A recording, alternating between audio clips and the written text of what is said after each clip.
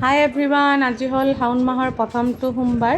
সেইকাৰণে ৰাতিপুৱা উঠিয়ে গা পা ধুই এয়া ঘৰৰ গোঁসাই ঘৰটো ধুনীয়াকৈ চাফ চিকুণ কৰি ল'লোঁ আৰু ইফালে গোঁসাইৰ বাচনখিনিও ধুনীয়াকৈ ধুই ল'লোঁ আৰু এইফালে ৰঙা চন্দন আৰু বগা চন্দন দুটাই গুলি লৈছোঁ আৰু এতিয়া ধুনীয়াকৈ গোটেই কেইজন ভগৱানৰ কপালতে এনেকৈ লগাই দিলোঁ।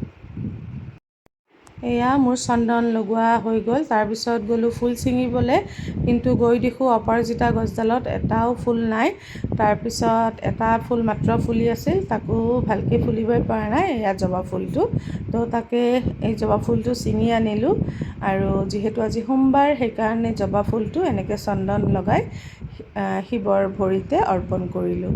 তাৰপিছত দেখিলোঁ গোঁসাই ঘৰটো একদম খালী খালী লাগি আছে, যিহেতু ফুল নাই। তো আমাৰ ঘৰৰ পিছফালে এজোপা কৰবী ফুলৰ গছ আছে, তো ছিঙি আনি এনেকৈ ৰঙা চন্দন আৰু বগা চন্দন লগাই গোটেইবোৰ ভগৱানকে ধুনীয়াকৈ অৰ্পণ কৰিলোঁ।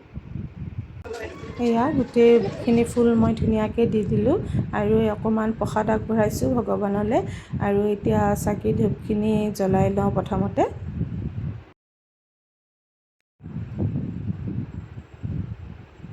এয়া ধুনীয়াকৈ মই চাকিটো জ্বলাই দিলোঁ আৰু এতিয়া ধূপখিনি জ্বলাম আৰু অকণমান সময় আৰতি কৰিম।